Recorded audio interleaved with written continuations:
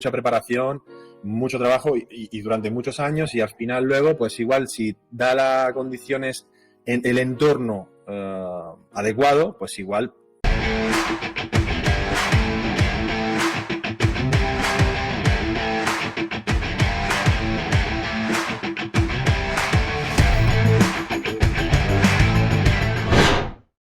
Roberto Amorosi, fundador de Escuela de Culturismo Natural. ¿Qué tal estás? Bien, muy bien, Pablo. Gracias por invitarme.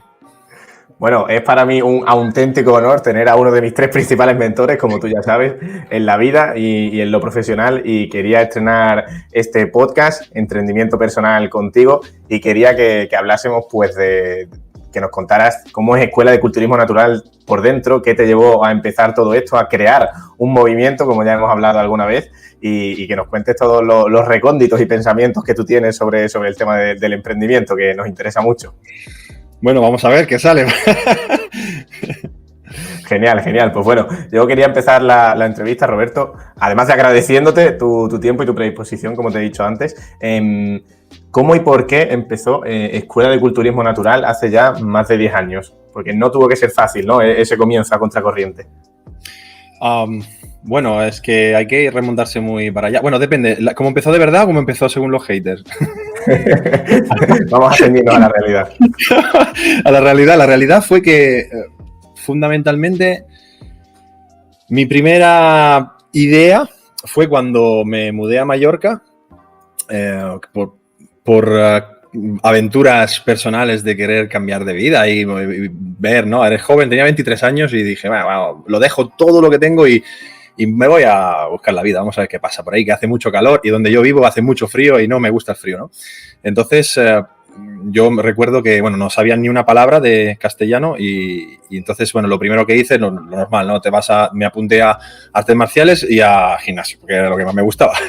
Y entonces ahí, pues me empecé a relacionar con gente y me di cuenta de que todo lo que yo sabía sobre entrenamiento que había aprendido en Italia, porque había ahí un auge tremendo de culturismo natural y cosas, más bien es que, bueno, siempre cuento que había una revista, una editorial que era muy, muy puntera, entonces como que nosotros lo teníamos como más, íbamos mamando más de eso, vi que aquí nada, y era jauja, o sea, era una locura, todo el tema del doping estaba súper normalizado.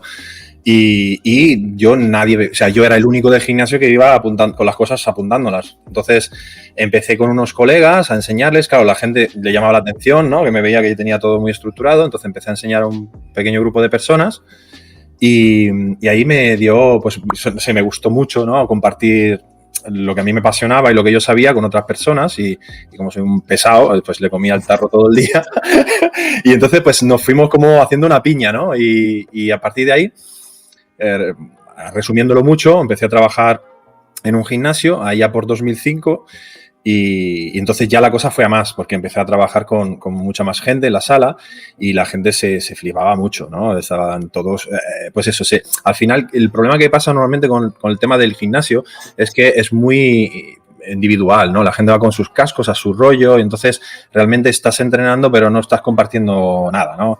Y esto de tener una forma de entrenar estructurada creaba mucha sinergia, un poco lo que vemos ahora o lo hemos visto en los últimos años con el CrossFit, ¿no?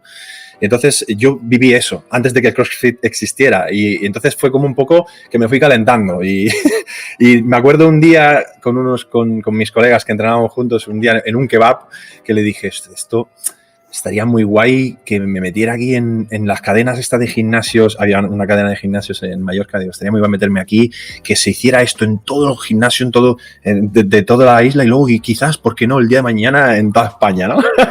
Pero claro, estos se reían de mí, ¿no? Porque decía, qué flipado que eres, ¿sabes? Y al final acabó siendo así. De hecho, entré de coordinador de fitness en esta cadena de gimnasios. Todo el mundo se puso a hacer lo que yo decía, coordinando 12 instructores. Fue una época maravillosa y a partir de ahí me ofrecieron dar formaciones por lo que aquel entonces se llamaba Fitness Alliance. Era una escuela de formación de aquel entonces y ahí empecé a dar mis primeros cursos como docente Y luego ya a partir de ahí, pues Claudio Tozzi se puso en contacto conmigo o sea, de docente para la Escuela del Bio, entonces empezamos Eso, Roberto, allá por el 2008 por ahí, porque tú tradujiste el Biosystem en el 2009, si no me equivoco, correcto, ¿no? Sí, de hecho, por esa fecha, cuando sacamos el libro, fue cuando hicimos el primer curso en Mallorca. Y entonces, bueno, luego, por aquel entonces yo viajaba mucho a Italia para intentar aprender todo lo posible ahí.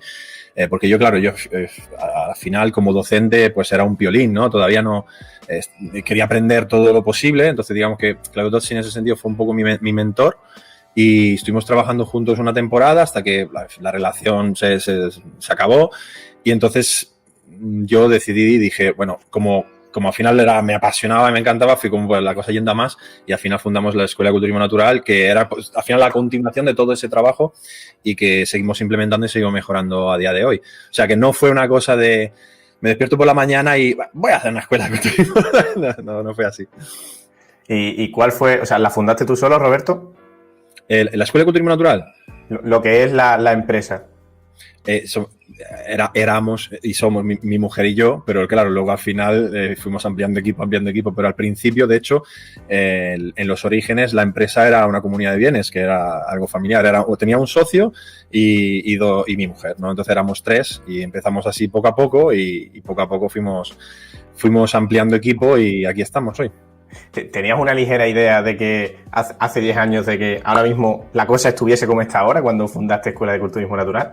No, ni era el objetivo, ni trabajamos, digamos, en esa dirección, porque, a ver, fundamentalmente hay que pensar, porque claro, ahora parece como algo normal o una oportunidad incluso de negocio, una oportunidad de diferenciarse en el mercado del fitness, pero porque hemos trabajado tanto y hemos hecho que esto crezca tanto y se vuelva a ver, empieza a verse como una opción real, pero hasta hace unos años esto era de friki, de mataos y de vendehumos, ¿no? O sea, es decir, es que era eso. Entonces, yo no podía pensar nunca que esto iba a ser algo que tuviera un alcance mayor del que simplemente compartir algo que te gusta con el que quiere escuchar. De hecho, bueno, estuve muchísimos años haciendo pues un montón de charlas gratuitas, viajando, o sea, poniendo toda la pasta para hacer cosas que al final no te daban ningún retorno, pero simplemente por el gusto de hacerlo. También, digamos, era otra época, no teníamos niños, entonces al final te daba igual estar liado todo el día y estar viajando y estar haciendo un evento por aquí o una charla por allá, porque no tenías más compromisos que hacer lo que te gustaba, ¿no? Pero bueno, ni de coña no hubiéramos imaginado esto. ¿Qué pasa? Que como todas las cosas, o como todo emprendimiento, al final se tiene que sumar un poco la preparación, el tener un producto o algo que se diferencie y que sea distinto y que sea peculiar y que sea inédito o original, y luego la suerte de que de repente, pues a nivel de mercado, la gente al final llega un momento que está como más preparada para escuchar.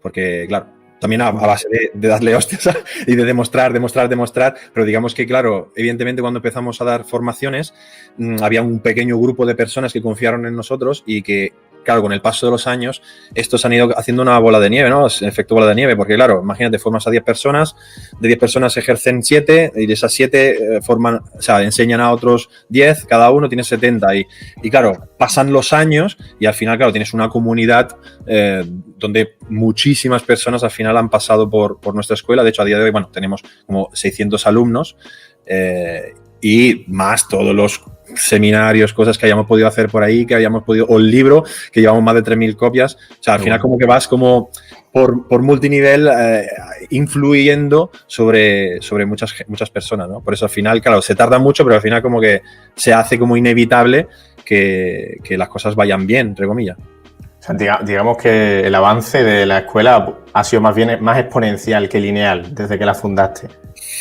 Sí, diría que sí, pero porque al principio es como, pero es que es así yo creo que es así un poco la progresión de cualquier tipo de actividad, porque la gente piensa, cuando piensa en emprendimiento, piensa que es, tengo una idea, lo hago y triunfa, ¿sabes?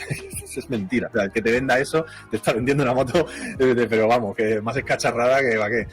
eso no es así. O sea, esto es que lo que te digo, es mucha preparación, mucho trabajo y durante muchos años y al final luego, pues igual si da las condiciones en el entorno adecuado, pues igual puedes de repente tener esa curva exponencial, pero porque de repente se da una situación peculiar.